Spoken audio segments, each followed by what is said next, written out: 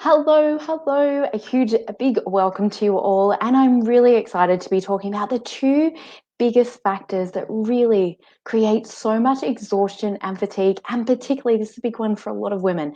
Definitely can play out for men as well. But I know that there is so many women that are impacted by these two particular things that really drive exhaustion and fatigue and keep us in this kind of hamster wheel cycle where it feels impossible to get off. Say hello if you're jumping on here. Great to see you guys.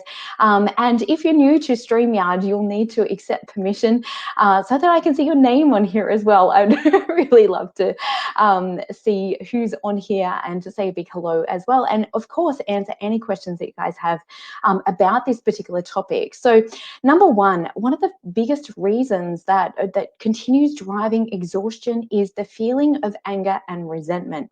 Now, a lot of people often make themselves wrong or make themselves bad for feeling anger and resentment. Anger and resentment are often there because your boundaries are not being respected or valued. Now, guess whose job that is? It is not the world around you to value and respect your boundaries. They first and foremost have to come from you. And if you're not clear on what your own personal boundaries are, and hint, if you're getting angry about something, that's a clue of where you're overstretching yourself, where you're not taking great care of yourself, of where you're overgiving and perhaps overcompensating to, help with feelings of worthiness or feelings of over responsibility, all of those things. When you're experiencing anger, that means that a boundary, one of your own personal boundaries, has not been respected by you first and foremost. Now, this is a big conversation for a lot of people. Hello, great to have you on here.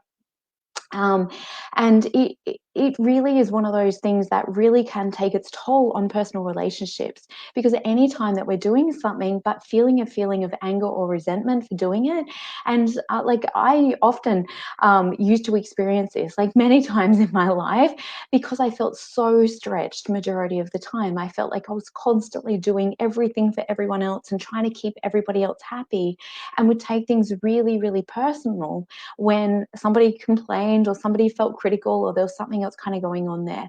Now, I think a lot of this is actually kind of goes back to like childhood programming and wanting to be the good girl. And if you've ever been, raised to where you were appreciated and you were acknowledged and you received love and approval and acceptance and all of those things for doing the right thing, for helping others out, for all of those things. I'm not saying any of that is bad, but when we've got that inner programming going on where we're negating our own personal needs or what is or isn't okay for us in order to please everybody else or in order to get others' acceptance, and often this is really, really unconscious, then that really kind of falls into that paradigm of being the good girl, pleasing everybody. Now, the second thing, so obviously we've got anger and resentment, and the second thing is feeling overly responsible for everybody else's happiness. And these two are kind of pretty well interlinked, as you might gather, and no doubt have probably experienced within yourself, because when we feel overly responsible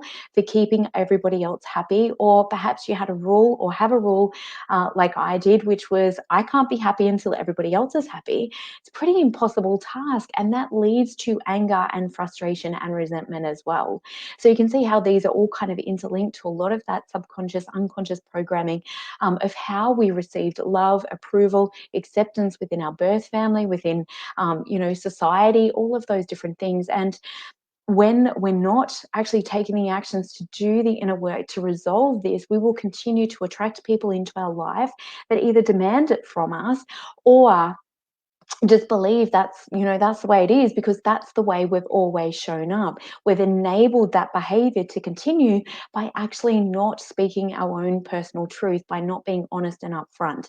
And this is exactly, a lot of the work that we deal with in the Thrive program, because exhaustion, fatigue is often created from chronically doing things that you actually don't want to be doing. Right? It makes sense, right?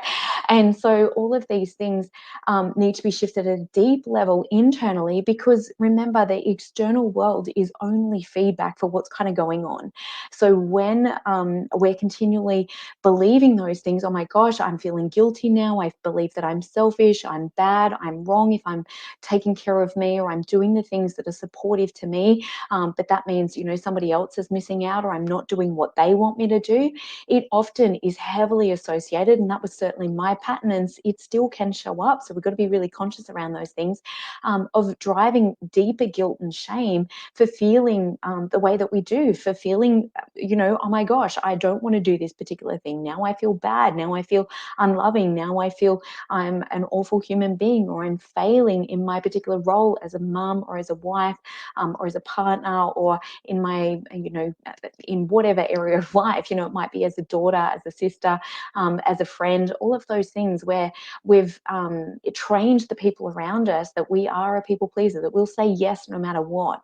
And underneath, it really is not serving relationships. It really is very detrimental, because like I said, there can often be unspoken anger, often passive aggressiveness can kind of accompany this kind of dynamic within a relationship.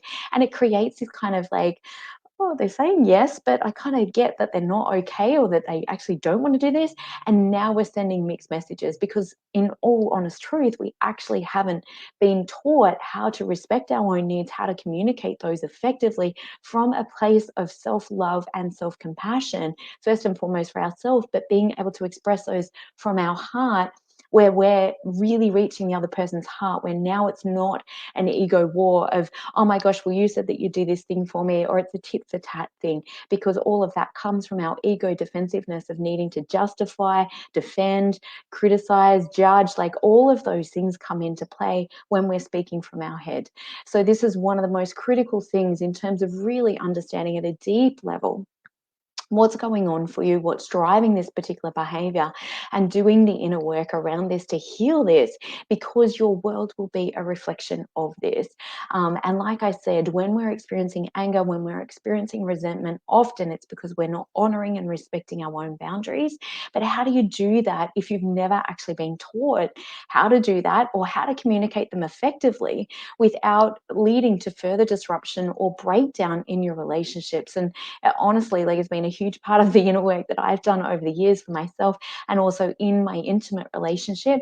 It's been imperative to be able to communicate more and more effectively around, hey, what's actually really going on? Because otherwise we tend to ping off each other, particularly in intimate relationship, where one person's, taking something really personally, where we didn't mean it that way, but it came out that way because of all the funky energy that we've accumulated over years about feeling guilty, feeling bad, feeling wrong, feeling, selfish, all of those different things. And it doesn't create a healthy body, but B, healthy relationships that really sustain us and have healthy dynamics and healthy patterns in them as well. So if that is you, if you are like, oh my God, that is me to a T, I totally resonate with that. I'm exhausted, I'm fatigued, I know this stuff has to change, and you've been experiencing this for a while, please reach out to me. Let's book in a call. Let's have a chat, see where you're at, what you're currently experiencing, and see if and how I might be able to help you. So I hope that's been very informative for you today in terms of really what drives a lot of fatigue and exhaustion. And often it's a sense of powerlessness that I can't change this, as well, that really continues to drive that sense of exhaustion, because it's like, oh my gosh, when we believe that our self-worth is 100% tied into what I do for others, then, there's no way of feeling good, and we've put ourselves in a double bind that keeps us locked in this ongoing hamster wheel, which just drives further and further and further exhaustion, depletion, anger, resentment. Because the more burnout you become, the more exhausted you become, the more and more anger will present, because in truth, it's your body literally screaming at you that something has to change. So if that is you, please reach out to me, send me a PM, let's book in a time to chat. Life is so incredible when you work through this stuff, when you come out on the other level, and and really, really understand what's going on, how to create healthy dynamics in relationship, how to have not only just like a great intimate relationship, but a super passionate, exciting, connected, deeply loving, and respectful, supportive relationship. That changes everything. But not only that, having the energy, having the passion and the joy in life again every single day you're living is a mini day, a mini version of your life. So if you're not experiencing great joy and happiness, it's time to really take care of that for you, because that is the greatest gift you can give to anybody, including yourself. Have an amazing day, guys. Loads of love. Bye.